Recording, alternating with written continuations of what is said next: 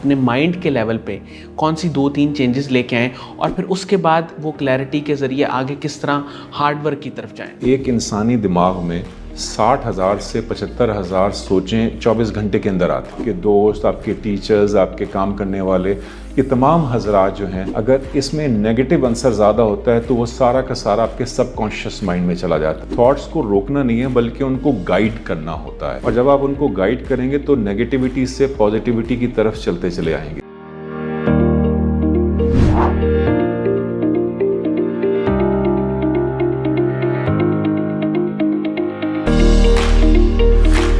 السلام علیکم ناظرین، شیئرنگ آف پروفیشنل وزڈم کے ساتھ میں ہوں آپ کا میزبان علی رحمان خالد. ناظرین، زندگی میں روشنی بنے اور سوچ بدلے گی تو پاکستان بدلے گا، اسی ٹیگ لائن کے ساتھ ہم ایک بار پھر حاضر خدمت ہیں. آج جو مہمان ہمارے ساتھ موجود ہیں وہ بہت ہی قابل شخصیت کے مالک ہیں. ان کی خاص بات یہ ہے کہ انہوں نے اپنی انجینئرنگ کمپلیٹ کرنے کے بعد MBA کیا USA سے، اور اس کے ساتھ ساتھ انہوں نے ڈفرینٹ فیلڈس میں کام کیا، اور ان کا ورسٹائل ایکسپیرینس ہے. بینکنگ کے سیکٹر میں، ایگریکلچر میں، ٹیچنگ میں اور ریئل اسٹیٹ میں بھی انہوں نے کام کیا. لیکن جو ان کا اصل کام ہے وہ ہے کہ انہوں نے ڈفرینٹ ٹاپکس کے اوپر سیشنز کنڈکٹ کروائے، پاکستان میں بھی باہر بھی. اس میں اسٹریس مینجمنٹ ہے، اور اس کے ساتھ ساتھ بے شمار کارپوریٹ ٹریننگ سیکٹرز بھی انہوں نے کروائے، جس میں انہوں نے بتایا لوگوں کو کہ اسٹریس کو کس طرح مینیج کیا جا سکتا ہے، میڈیٹیشن، مائنڈ فلنس، ان سب چیزوں کو، اور اورا اور چکرا اس پہ بھی یہ بات کرتے ہیں. آج ہم ان سے جانیں گے کہ پاکستان میں جو ایک مایوسی کی کیفیت ہے، اور ہر انسان ہی کہیں نہ کہیں اس اسٹریس کا یا اس انسرٹینٹی کا شکار ہے، اس سے کیسے باہر نکلا جا سکتا ہے، اور بھی بے شمار باتیں ان کے کام کے حوالے سے، ان کی زندگی کے حوالے سے آج ہم اس پروگرام کا حصہ بنائیں گے. السلام علیکم اویس علی خان صاحب، کیسے ہیں آپ؟ وعلیکم السلام، بالکل ٹھیک. سر، میں آغاز یہاں سے کرنا چاہوں گا کہ آپ نے کیمیکل انجینئرنگ کی، اور اس کے بعد پھر آپ MBA کی طرف گئے، اور پھر اینڈ پہ آپ ٹریننگز کی سائڈ پہ آ گئے. تو یہ جو ایک ٹرانزیشن تھا تینوں چیزوں میں، یہ ٹرانزیشن کس طرح ہوئی، یہ فیز کس طرح آئے؟ میں تو آرکیٹیکچر کرنا چاہ رہا تھا، کریٹیو مائنڈ تھا، لیکن گھر میں بڑوں کا پریشر تھا کہ انجینئرنگ کر لو. وہ دور ہی ایسا تھا کہ آپ کو ماننا پڑتی تھی. تو جب انجینئرنگ کر لی اور میرے پاس ایک آپشن آیا کہ میں ماسٹرز کروں یا انجینئرنگ میں، یا آپٹ کروں MBA کو، تو میں نے فوراً MBA کو چوز کیا. وہ ڈگری میں نے بہت انجوائے کی اور اسی کو پرسو کرتا رہا. انجینئرنگ کا یہ فائدہ ہوا کہ دماغ انالیٹیکل سکلز جو ڈیولپ ہو گئے تھے وہ میرے MBA اور میں کام آئے، میری جاب میں کام آئے. میرا زیادہ تر کام جو ہے وہ پاور سیکٹر میں ہے، پروجیکٹ ڈیولپمنٹ میں. میں نے پروجیکٹ ڈیولپ کیے ہیں زیادہ تر گلف میں، جارڈن، ایران، سعودی عرب، UAE، Ras Al Khaimah, Uzbekistan, Pakistan. جو پروجیکٹ میں نے ڈیولپ کیے ہیں، جس میں میں لیڈ مینیجر رہا ہوں، وہ $1.3 بلین تک کے ہیں، اور جو پروجیکٹ میں نے انڈائریکٹلی بھی ہینڈل کیے ہیں وہ ٹوٹل $5.6 بلین کے ہیں. تو اس کے علاوہ بھی جو دوسرے ایکسپیرینسز ہیں، بینکنگ کا ہے اور کنسلٹنسی کا ہے، وہ تھوڑے سے کم ہیں، لیکن وہ زیادہ تر پروجیکٹ ڈیولپمنٹ کے ہیں. پھر بات آ جاتی ہے میری کہ جب ٹرانزیشن ہوتا ہے میرا، اور ایک اور hat I started to wear, and that was of soft skills اور helping out people. That is the purpose of life, to upgrade lives of the people. تو اس ضمن میں کچھ کورسز میں نے کیے ہیں. اچھا سر، مجھے یہ بتائیے گا کہ ہیلنگ اسٹیشن کے نام سے آپ کا YouTube چینل بھی ہے، اور ویسے بھی آپ نے جتنے ٹریننگ سیشنز کروائے ہیں، اس میں آپ کا جو کور ایریا ہے وہ کون سا ہے؟ ہیلنگ اسٹیشن 1 کے نام سے اور اس کے پلیٹ فارم سے جو میں نے کورسز کرائے ہیں یا میں سیشنز کراتا ہوں، ورک شاپ کرائے ہیں، اس میں بیسکلی جو ٹارگٹ ہوتا ہے وہ لوگ جو اسٹریسڈ ہوتے ہیں، زندگی میں اسٹک اپ ہوتے ہیں، ٹراما سے گزرے ہوئے ہوتے ہیں، ایموشنل ڈبریز ہوتی ہیں، ٹاکسک ریلیشن شپس ہیں، اپنے فائنینس میں رکے ہوئے ہوتے ہیں، کیونکہ ان کا دماغ preoccupied bombardment of negative thought سے ہوتا ہے. تو to bring the clarity and get the stress out of their life is my main emphasis. Sir, clarity کیسے آتی ہے؟ مطلب ایک عام انسان ظاہر ہے کہ اس کے دماغ میں بہت سارے خیالات آتے ہیں، وہ بہت ساری چیزوں کے بارے میں سوچتا ہے، اور یہ نیچرل ہے کہ انسان کو بہت سارے خیالات آتے ہیں اور وہ سوچتا ہے.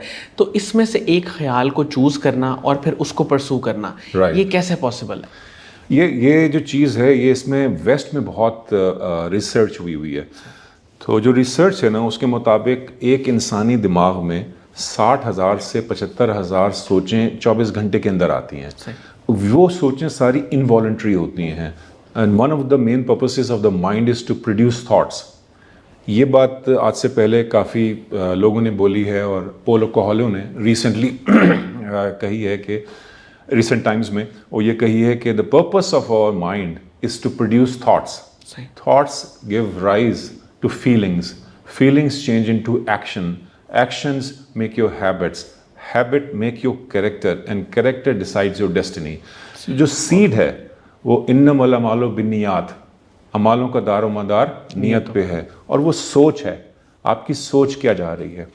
تو جب آپ کی انوالنٹری سوچ نیگیٹو ہوتی ہیں, اور وہ کیسے ہوتی ہیں؟ نمبر 1 وہ ایسے ہوتی ہیں کہ جب آپ کنڈیشنڈ ہوتے ہیں بچپن سے, آپ کے ارد گرد معاشرے میں والدین, سبلنگز, آپ کے دوست, آپ کے ٹیچرز, آپ کے کام کرنے والے, یہ تمام حضرات جو ہیں, اگر اس میں نیگیٹو عنصر زیادہ ہوتا ہے تو وہ سارا کا سارا آپ کے سب کانشیس مائنڈ میں چلا جاتا ہے. یاد رکھیے subconscious mind is about 85-90% of our mind than the conscious mind. So جب بھی کوئی ایکسپیرینس آپ کرتے ہیں وہ سارا کا سارا اس میں اسٹور ہو جاتا ہے. اب وہ تھاٹس اسی بیسس پہ چل رہی ہوتی ہیں آپ کی, اور آپ کو پتہ بھی نہیں ہوتا ہے کہ کس طرح سے ہوتی ہیں. تو جب آپ میڈیٹیٹیو اسٹیٹ میں, الفا اسٹیٹ میں جب چلے جاتے ہیں تو وہ تھاٹس کی بمبارڈمنٹ کم ہوتی چلی جاتی ہے, وہ کم ہوتی چلی جاتی ہیں, اس کو فلٹر آؤٹ کرتے چلے جاتے ہیں. تھاٹس کو روکنا نہیں ہے بلکہ ان کو گائیڈ کرنا ہوتا ہے, اور جب آپ ان کو گائیڈ کریں گے تو نیگیٹیوٹی سے پازیٹیوٹی کی طرف چلتے چلے آئیں گے. اس طرح سے آہستہ آہستہ آہستہ آہستہ کلیئرٹی آتی چلی جائے گی مائنڈ میں. Mind is a very very manipulative place as well, اور اس میں اگر آپ کوئی نیگیٹو سوچ آئے گی تو وہ اسی کے ارد گرد گھومتے چلی جائے گی, گھومتے چلے جائے گی, گھومتے چلے جائے گی. ریزننگ دیتا چلا جائے گا, آپ کا left hemisphere of the mind جو ہے وہ اس کو ریزننگ دے گا, نہیں اچھا یہ ہے, نہیں اچھا وہ خرابی ہے, نہیں اس میں یہ نہیں ٹھیک تھا, اور آپ ایک وکٹم سٹوری کریٹ کرتے چلے جائیں گے. ری ایویلیویٹ کرتے ہیں بار بار سچویشن کو, اپنے آپ کو ویلیڈیٹ کرتے رہتے ہیں ریزننگ سے کہ جی میں ٹھیک ہوں, نیگیٹیوٹی نہیں ہے میرے اندر. ٹھیک ہے. اچھا سر, ایسی کوئی سچویشن اگر کسی وقت آ جائے, فار ایگزامپل کوئی بھی ہمارے اس وقت جو ہمیں سن رہا ہے, دیکھ رہا ہے, کوئی اس کے ساتھ انسیڈنٹ ایسا ہوا ہے یا کوئی واقعہ ایسا ہوا ہے جس کی وجہ سے اس کا مائنڈ جو ہے وہ اس اسٹیٹ میں چلا گیا, جس کی بھی آپ بات کر رہے تھے کہ وہ کانسٹنٹلی سوچ رہا ہے کہ یہ برا ہوا, یہ غلط ہوا, تو اس سے نکلنے کا پہلا اسٹیپ کیا ہے؟ ایک اسٹیپ پیچھے لے لیں. ٹھیک ہے. Become an observer. You just become an observer of whatever is going on in your life. Okay. You can start writing it. جب آپ لکھتے ہیں تو کلیئرٹی آ جاتی ہے. The devil lies in the detail. تو جب آپ لکھنا شروع کر دیتے ہیں تو وہ خیالات آنا شروع ہو جاتے ہیں, اور آپ اس کو جب لکھتے ہیں تو آپ کو سمجھ آتی ہے اچھا ہاں بھائی یہاں ٹھیک نہیں ہے, یہاں نہیں ٹھیک ہے. تو when you become an observer, آپ اگر لکھیں نہ بھی اور observer بن جائیں, ایک سٹیپ پیچھے ہو جائیں اور اپنے آپ کو دیکھیں کہ یہ کیا ہو رہا ہے میرے ارد گرد, اور میں اس سے آگے کیسے نکلوں گا, اور اللہ تعالیٰ سے گائیڈنس مانگیں. بہت سمپل. صحیح. اچھا سر, اس وقت جو پاکستان کی سچویشن ہے کرنٹلی, آپ حالات جانتے ہیں, واقعات سارے آپ کے سامنے ہیں, تو اس میں ہماری جو یوتھ ہے وہ بہت زیادہ متاثر بھی ہے مینٹلی, اور پریشان بھی ہے اپنے فیوچر کو لے کے, چیزوں کو لے کے. تو یہاں آپ ان کو کیا گائیڈنس دیں گے کہ وہ سب سے پہلے اپنے مائنڈ کے لیول پہ کون سی 2-3 چینجز لے کے آئیں, اور پھر اس کے بعد وہ کلیئرٹی کے ذریعے آگے کس طرح ہارڈ ورک کی طرف جائیں؟ میری آبزرویشن ہے کہ ہماری جو معاشرہ ہے نا اس میں 2 چیزیں بہت ہیں. ایک یہ کہ ہم کرٹیکل بہت ہیں دوسرے کے, سچویشن کے, پرسنالٹیز کے, اسی لیے ہمارے معاشرے میں پولرائزیشن بہت زیادہ ہو گئی ہے. ہم لوگ بلیم کریں گے, سیاستدان فلانا نہیں ٹھیک ہے, ڈھمکانا نہیں ٹھیک ہے, موسم کی یہ خرابی ہے, کرکٹ کی سلیکشن ٹھیک نہیں ہوئی ہے. تو ہم لوگ کرٹیکل ہیں, ہر چیز میں کوئی نہ کوئی خرابی نکالنے میں ماہر ہو رہے ہیں. تو ایک تو اس چیز سے نکلنا ہے ہم نے. ٹھیک ہے. کہیں کوئی خوبی بھی تو ہوگی کسی معاشرے میں, کسی جگہ کوئی خوبی تو بھی ہوگی, تو اس کو بھی زیر بحث لے کے آئیں, زیر بات کریں اس کے بارے میں. ٹھیک ہے. دوسرا یہ کہ جب ہم ایسی سچویشن میں آ جاتے ہیں کہ جہاں پہ ہمیں اینگر ہے اور سمجھ نہیں آ رہا ہے, تو تھوڑا سا اپنے اندر ٹھہراؤ لے کے آئیں. ٹھیک ہے. اپنے آپ کو لازم ٹائم دیں. دن کا 10% وقت اور توانائی اپنے اوپر خرچ کرنی چاہیے, اپنی گرومنگ کے لیے. थोड़ी देर मेडिटेट कर लें, आंखें बंद करके देख लें, अल्लाह ताला से रब्ता करें कि मुझे इस हाल में क्या बेहतरी है मेरे लिए, मैं कैसे आगे चल सकता हूँ। जब आपके अंदर वो सोचें आती चली जाएंगी जो आपको तंग करेंगी, आपको इस चीज़ पे उकसाएंगी कि आप तोड़ फोड़ करें, गालम गलौच करें या उल्टे सीधे नारेबाजी करें, तो वो लाजिम है कि आप एजिटेटेड हैं अंदर से बहुत ज़्यादा, एंगर है आपके अंदर बहुत ज़्यादा, उस एंगर को पहचानें और उसको डायरेक्ट करें अपनी और अपने वतन की बेहतरी के लिए। ठीक है, उसके लिए एक स्टेप पीछे आना पड़ेगा। बिल्कुल सही सर, ये आपने बड़ी खूबसूरत बात की और इसके साथ ही लिंक कर रहा है मेरा अगला सवाल कि हमारे यहाँ ना पाकिस्तान में ख़ास तौर पे और बरे सग़ीर की भी अगर हम बात करें, हम अपने इमोशंस को एक्सप्रेस करने का हमारा एक अपना अंदाज़ है। तो मैं ये आपसे जानना चाहूँगा कि उसमें ज़ाहिर है कुछ चीज़ें ठीक हैं, कुछ चीज़ें नॉर्मल हैं और कुछ चीज़ें शायद गलत भी हैं। तो कौन सा ऐसा अंदाज़ इख्तियार करना चाहिए जिसमें हम अपने खुशी को, अपने गम को, अपने इमोशंस को चैनलाइज कर लें और एक्सप्रेस कर सकें? जो हमारे अंदाज़ हैं खुशी के एक्सप्रेस करने के, उनको भी हमें ज़रा रिविज़िट करने की ज़रूरत है। शादी की खुशी के मौके पे फायरिंग लाजमी नहीं है। आप गाना गा सकते हैं, ढोल बजा सकते हैं, खुशी का इजहार मुख्तलिफ तरीके से हो सकता है। जो सेफ़ चीज़ें हैं वो जो सेफ़ चीज़ें हैं उससे कर सकते हैं, लेकिन ये चीज़ों का इजहार इस तरह से नहीं है। तो अपनी इमोशंस को पहचानें और उसको एक्सप्रेस करना बहुत ज़रूरी है। और ज़रूरी नहीं है कि आपको अगर गुस्सा हो तो दूसरे के ऊपर जाके आप चीखें, चिल्लाएं, गालम गलौच करें या मारे पीटें। उस गुस्से का इजहार करने के और भी तरीके हो सकते हैं। आप उस गुस्से में जब हों तो एक स्टेप पीछे ले लें और थोड़ा सा अपने आप को एक लेवल नीचे लेके आएँ और फिर इजहार करें, डिटेल में बोलें और अपने दिल से बोलें। ठीक है। अगर उसके अंदर आपके अंदर थोड़ी सी एजिटेशन भी है, इरिटेशन भी है या फ्रस्ट्रेशन भी है लहजे में, तो दूसरा आदमी सुनेगा। लेकिन अगर आप चीखना शुरू कर देंगे, चिल्लाना शुरू कर देंगे, तो आप अपने इमोशंस को एक्सप्रेस नहीं कर पाएंगे सही तरह से। और जब आप अच्छी तरह से एक्सप्रेस कर पाएंगे तो आपके अंदर वो एजिटेशन और वो इमोशंस की एक्सप्रेशन खुद ब खुद ही आ जाएगी।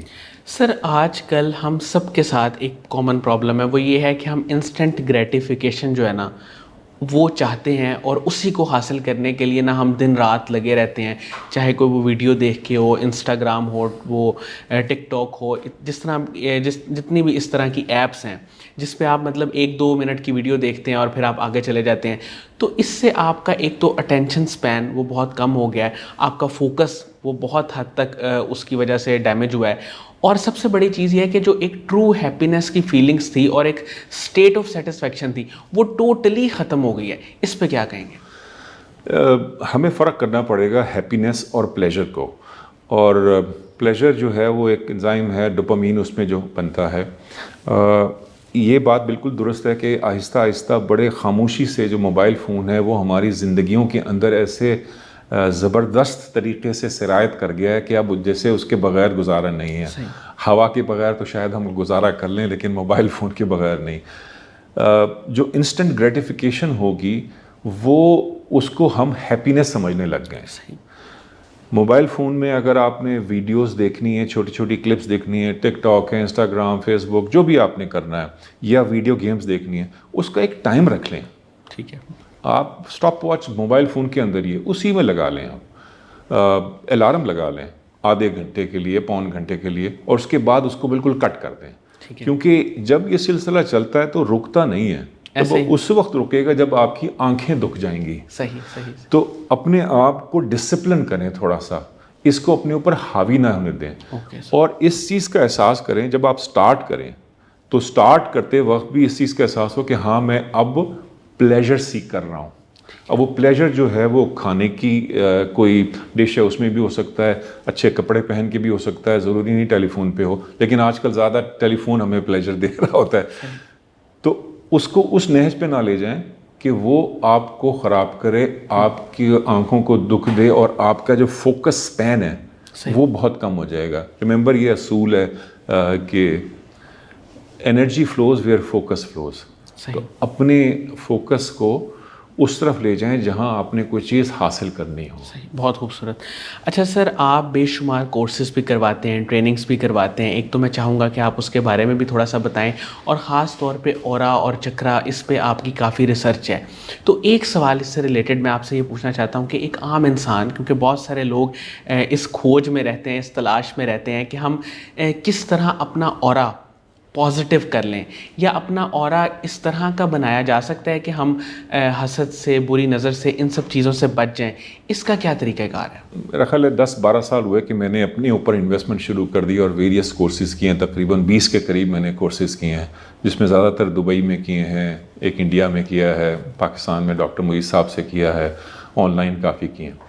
تو جب میں پاکستان آیا, 16 سال دبئی رہا ہوں, تو جب میں پاکستان آیا تو میرے دماغ میں جو چیز آئی وہ کہ میری کنٹریبیوشن کیا ہے یہاں پہ. ٹھیک ہے, میں اچھی طریقے سے کام کر رہا ہوں, رہ رہا ہوں, ایمانداری سے کام ہو رہا ہے, سب کچھ ہو رہا ہے, اس کے علاوہ میں کیا کر سکتا ہوں. تو میں نے آہستہ آہستہ ایک گائیڈڈ میڈیٹیشن کے سیشنز لینا شروع کر دیے. فیض گھر سے سٹارٹ کیا تھا, اور اس میں پھر جب میں نے دیکھا کہ لوگوں میں تھوڑی بہتری آ رہی ہے تو آہستہ آہستہ میرا ایک اپنا ایک سٹائل بن گیا. اللہ تعالیٰ نے اس کو توفیق دی, اور اس طرح سے وہ, تو جب میں نے دیکھا اس کا فائدہ دور رس ہے, سسٹینیبل ہے. ہاں, یہ پینیڈول نہیں ہے کہ آپ 10 منٹ کے اندر آپ کا سر کا درد ختم ہو جائے گا, لیکن یہ سسٹینیبل ہے, اور بہت اس کے لانگ ٹرم اس کے افیکٹس ہیں اور ڈیپ ہیں. تو یہ سیشنز میں نے کافی کنڈکٹ کیے ہیں, مختلف جگہ پہ کیے ہیں, پارکس میں کیے ہیں, اسکولوں میں کیے ہیں, یوگا سینٹرز میں کیے ہیں. اورا کے حوالے سے میڈیٹیشن میں اس طرف آ رہا ہوں. تو گاؤں میں کیے ہیں, شہروں میں کیے ہیں, بچوں میں کیے ہیں, بوڑھوں میں کیے ہیں, ہر جگہ کیے ہیں, انگریزی میں کیے ہیں, اردو میں کیے ہیں, اور پنجابی میں کیے ہیں. اورا اور چکراز بیسیکلی یہ کوئی راکٹ سائنس نہیں ہے. ٹھیک ہے, میں نے ابھی ریسنٹلی کمپلیٹ کی ہے ایک بڑی detailed presentation that's based on scientific research سارا, اور وہ بہت ہی کمپریہنسو ہے. میرا نہیں خیال ہے کہ پاکستان میں اتنی کمپریہنسو پریزنٹیشن کسی کی ہوگی ایکسپلینیشن پوائنٹ آف ویو سے. یوں تو بہت ڈیٹیل ہے اس کی, لیکن بہت سمپلی ہے کہ ہماری انرجی ایک وائبز اور فریکوینسی کی صورت میں ہے. جیسے میری آواز جو ہے نا, ساؤنڈ ویوز ہیں, وہ ہرٹز ہوتی ہیں. تو ہماری انرجی ارد گرد کی وہ بھی وائبز ہوتی ہیں, فریکوینسی ہوتی ہیں. آپ کو کئی بار ایسا محسوس ہوا ہوگا کسی سے مل کے کہ بھئی میں ذرا اور مل لوں. میرا جو کمرہ ہے جہاں پہ میں ہیلنگ کا کام کرتا ہوں, وہاں پہ آ کے لوگوں کو کہنا پڑتا ہے کہ بھائی آپ تشریف لے جائیے, کیونکہ وہاں سے لوگوں کو جانے کو دل نہیں کرتا. انرجی ایسی ہوتی ہے اس جگہ کی, خاص طور پہ میڈیٹیشن کے سیشنز کے بعد. ہمارے ارد گرد ہمارا اورا ہے, یہ ویریس کلرز کا ہوتا ہے. قوس قزح رینبو کے 7 کلرز ہیں, ان کے کلرز کا ہوتا ہے. یہ ایک شیلڈ ہوتی ہے ہمارے ارد گرد, اور یہ شیلڈ ہمارے چکراز پہ بیس کرتی ہے کہ ہمارے جو 7 مین چکراز ہیں, ویسے تو 12 ہیں, کچھ 114 کہتے ہیں, کچھ 33,000 کہتے ہیں, مین 7 چکراز ہیں. وہ چکراز کتنے ایکٹیو ہیں, کتنے اویکنڈ ہیں, بیلنس ہیں. تو ہمارے ارد گرد وہ اورا کریٹ ہو جاتا ہے, اور وہ ہر بری چیز سے ہمیں روکتا ہے, بد نظر سے, جادو ٹونے سے, نیگیٹیوٹی سے, ٹاکسیسٹی سے. وہ ہمیں سیف گارڈ کرتا ہے. سو اس اورا کو مینٹین کرنے کے لیے آپ کو اچھی خوراک, متوازن خوراک, سونا, اچھے لوگوں میں بیٹھ, اور سب سے بڑھ کے پازیٹیو سوچوں کا ہونا, سب سے بڑھ کے پازیٹیو سوچوں کا ہونا, کیونکہ وہیں سے ساری چیزیں ایمرج کرتی ہوئی جا رہی ہیں. ان چیزوں کا ہونا. اس کے علاوہ بھی میں چکرا کی میڈیٹیشن کراتا ہوں, جس میں چکرا بیلنسنگ ہوتی ہے, اور لوگوں کو بہت جو ان کے آؤٹ ہوتے ہیں چکرا, وہ بیلنس ہوتے ہیں, and they feel refreshed, and they feel fresh surge of blood coming into their bodies. Sir اس میں وہ ایفرمیشنس کے ذریعے ہوتی ہے؟ جی دیکھیں, مختلف طریقے سے ہو جائے گی. اس میں یوگا کے مختلف پوزز ہیں, انگریزی کے میوزیکل نوٹس اور اردو کے میوزیکل نوٹس, سارے گاما پا دھا نی. پھر آپ کی میوزیکل کے ہرٹس جو ہوتے ہیں 258 سے لے کے اوپر تک چلے جاتے ہیں, اس سے ہو جاتی ہے. پھر مختلف رنگ کے, جیسے اگر آپ کا اورنج چکرا, سیکرل چکرا جو ہے وہ آؤٹ ہے, تو آپ اورنج کھائیے, اورنج جوس پی لیں, یا اورنج رنگ کے کپڑے پہنیے.